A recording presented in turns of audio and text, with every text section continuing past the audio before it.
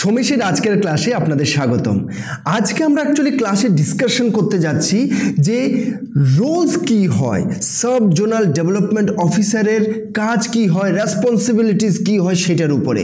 এবার বলবেন এটা তো সিলেবাসে নেই, কিন্তু একটা কথা বলে রাখি, কোশ্চেন এত ইজিও হতে যাচ্ছে না, কারণ এত বেশি লোকে অ্যাপ্লাই করেছে, তো অতিরিক্ত ইজি করলে ওনাদের জন্য প্রচণ্ড টাফ টাফ হয়ে যাবে ওনাদের জন্য selection. So it would be bit tough, এই জিনিসটা মাথায় রাখবেন। আর সোজা হলে খুবই ভালো কথা সবার জন্য।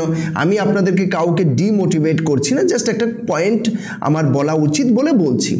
এবার সেখানে কিন্তু কিছু কমন সেন্স রিলেটেড প্রশ্ন আসতে পারে, যেটা হতে পারে ডাইরেক্টলি কোথাও আপনি পড়েননি, কিন্তু কমন সেন্স ইউজ করে সেখানে উত্তরটা দিতে পারবেন। সেই কমন সেন্স ইউজ করার জন্য কিন্তু অনেক নলেজ রাখা দরকার। এই যে বেসিক নলেজটা আছে, যে টিটিএডিসির যে এসজেডিও হন, ওনাদের কাজগুলো কি হয় সেটা যখন জেনে যাবেন, অনেক প্রশ্নের উত্তর আছে। সেটা ত্রিপুরা রিলেটেড হতে পারে, সেটা জেনারেলি 6 শিডিউল রিলেটেড হতে পারে, জেনারেলি টিটিএডিসি রিলেটেড হতে পারে, যে রিলেটেডই হোক, আলটিমেটলি আপনার হতে পারে সেখানে একটু কমন সেন্স লাগালেই কিন্তু প্রশ্নের উত্তর চলে আসে। সেজন্য অনেক জিনিস অন্যান্য টাইপের কন্টেন্টও কিন্তু আপনাদেরকে দেওয়া আমাদের উচিত, সেজন্য এই জিনিসটা নিয়ে আসলাম।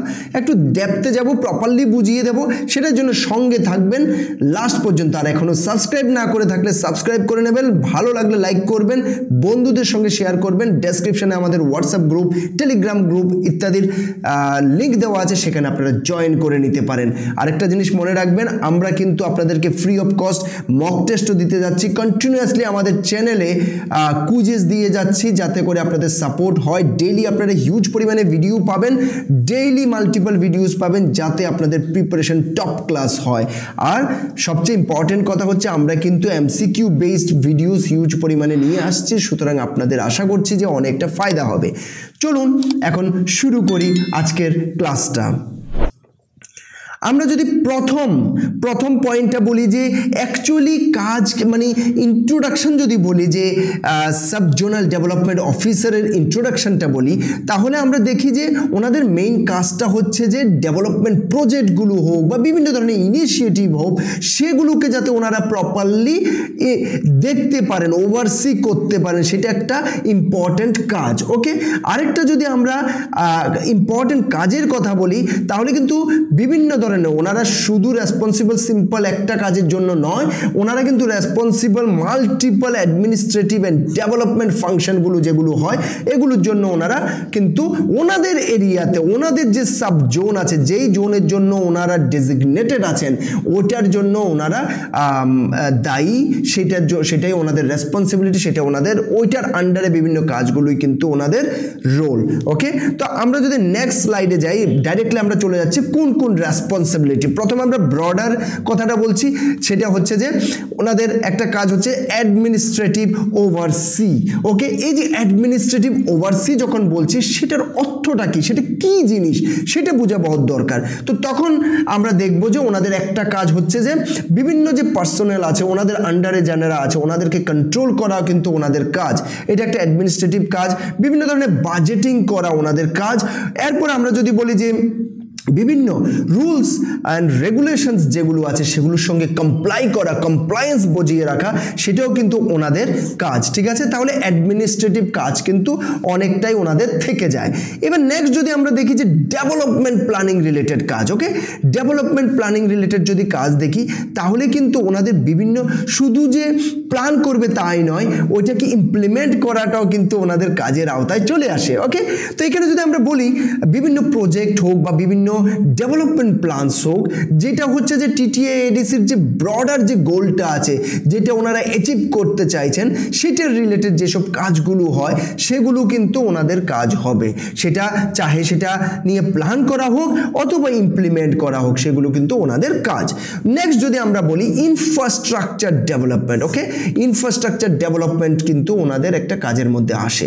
তো এবার ইনফ্রাস্ট্রাকচার অবশ্যই কাজের মধ্যে আসে। এবার আপনাদের প্রশ্ন আসতে পারে যে ইনফ্রাস্ট্রাকচার ইনফ্রাস্ট্রাকচার কি ধরনের হতে পারে, ইজন্ট ইট?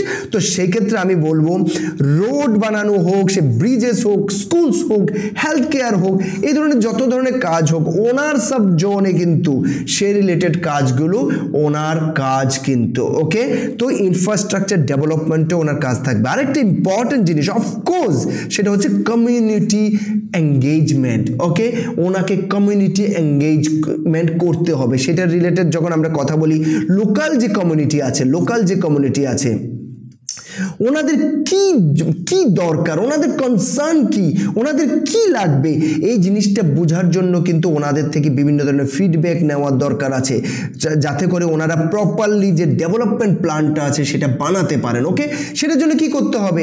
কমিউনিটি এঙ্গেজমেন্ট হবে। সেটার জন্য কমিউনিটির সঙ্গে এঙ্গেজ হতে হবে বিভিন্ন সেমিনারের থ্রু, বিভিন্ন ফাংশনের থ্রু, অথবা ডাইরেক্ট গিয়ে ফেস টু ফেস কথা বলে বিভিন্ন টাইপের এঙ্গেজমেন্ট করে ওনাদের থেকে এই জিনিসগুলো বুঝতে হবে, otherwise he can not work well. Okay, এবার নেক্সট যদি আমরা কথা বলি যে resource management. Okay, resource management, এবার রিসোর্স বলতে কি ওনার পেন খাতা কলমের কথা বলা হচ্ছে না, সেটা অবশ্যই সেটার জন্য উনি টিম রেখে দেবেন আর টিমকে কন্ট্রোল করবেন। কিন্তু আমরা যদি জেনারেলি ওনার আন্ডারে রিসার্চের কথা বলি, সেখানে কিন্তু ন্যাচারাল রিসোর্স অনেক চলে আসে, সেটা জল হোক, সেটা জঙ্গল হোক, এই ধরনের, অথবা মাটি হোক, সে রিলেটেড যে রিসোর্সেসগুলো আছে সেগুলো কন্ট্রোল করাও কিন্তু ওনার কাজের মধ্যে চলে আসে। আর লং টার্মে ওনার যে টার্গেটটা হবে সেটা হচ্ছে যে লং টার্ম যাতে এনভায়রনমেন্টাল আর ইকোনমিক স্টেবিলিটি যাতে আসে। শুধু এনভায়রনমেন্ট চিন্তা করলে হবে না, শুধু ইকোনমি চিন্তা করলে হবে না, দুটোরই যাতে সাস্টেনেবিলিটি আসে এই জিনিসটা কিন্তু প্রচণ্ডভাবে খেয়াল রাখতে হবে। ঠিক আছে, নেক্সট যদি আমরা পয়েন্ট বলি সেটা হচ্ছে সোশ্যাল ওয়েলফেয়ার। অবশ্যই যদিও এর আগে যে পয়েন্টগুলো বলেছি সেগুলোর থেকেও কিন্তু সোশ্যাল ওয়েলফেয়ারেরই কথা উঠে আসছে, কিন্তু তারপরও আলাদাভাবে পয়েন্টটা চিন্তা করার বিষয় সেটা হচ্ছে বিভিন্ন ধরনের প্রোগ্রাম অথবা ইনিশিয়েটিভকে প্রমোট করা, ইমপ্লিমেন্ট করা ওনার কাজ হবে, যাতে করে সোশ্যাল ওয়েলফেয়ার হয়। সোশ্যাল ওয়েলফেয়ার মানে সেটা থ্রু এডুকেশন হোক, থ্রু হেলথ কেয়ার হোক, থ্রু লাইভলিহুড অপরচুনিটিস হোক, এই ধরনের কাজের থ্রুতে কিন্তু ওনাকে সোশ্যাল ওয়েলফেয়ার করতে হবে। ওকে, সোশ্যাল ওয়েলফেয়ার করতে হবে। নেক্সট যদি আমরা পয়েন্টে যাই সেটা কি? Cultural preservation. তো এই যে 6th শিডিউল বলি, অথবা টিটিএ এডিসি যে ক্রিয়েশন, অথবা কেউ বলে এডিসির ক্রিয়েশন, সেটার কিন্তু একটা বড় লক্ষ্য হচ্ছে যাতে কালচারাল প্রিজার্ভেশন হয় এসটিদের। ওকে, তো এটাই যদি না হয় তাহলে তো এটা ক্রিয়েশনের কোনো অর্থ নেই, ইজন্ট ইট? সেটা তো ওভারঅল দেখলে আগরতলারও ডেভেলপমেন্ট হচ্ছে, সেখানেও ডেভেলপমেন্ট হচ্ছে, কিন্তু সে ডেভেলপমেন্ট হতে পারে মানে এক্স্যাক্টলি আরবানে আর রুরালে তো সেম জাতীয় ডেভেলপমেন্ট করা সম্ভব নয়, তারপর একটা লেভেলে কিন্তু হচ্ছে, সেটা প্রপারলি হচ্ছে ভেবে নিচ্ছি, কিন্তু সেখানে এডিশনাল কাজ আছে আগরতলার সঙ্গে, সেখানে ফারাক আছে। সেটা হচ্ছে কি কালচারাল প্রিজার্ভেশন, কিন্তু সেখানে একটা টপমোস্ট প্রায়োরিটি দিয়ে সেইটার উপরে কাজ করা আমাদের উচিত। ঠিক আছে, তো এবার সেখানে যদি আমরা কথা বলি two preserve and promote the cultural heritage of tribal communities in the sub zone, এটা আপনারা নিশ্চয়ই বুঝে নিয়েছে, সেটা সম্বন্ধে আগেও কথা বলেছি।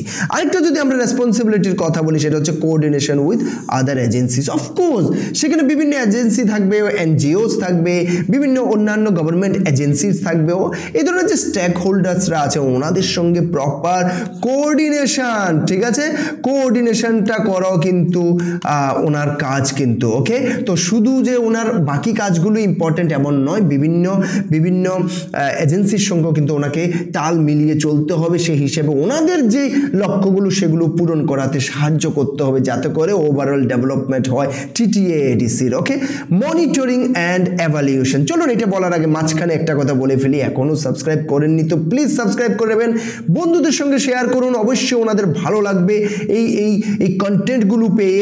এরপরে যেই পরিমাণে আপনারা এমসিকিউজ বাগেরা পাবেন, হিস্ট্রির ক্লাস পাবেন, জিওগ্রাফির ক্লাস পাবেন, ফিসক্যাল ডেফিসিটের ক্লাস পাবেন, ফিসক্যাল পলিসির ক্লাস পাবেন, ইংলিশের পাবেন, তো সব কিছু কিন্তু সবার পাওয়া উচিত। আপনার বন্ধুদের সঙ্গে শেয়ার করুন, ভালো লাগবে, ভালো লাগলে প্লিজ লাইক করুন আর কমেন্ট করতে একদম ভুলবেন না, এগুলো আমাদেরকে অনেকটা মোটিভেশন দেয়।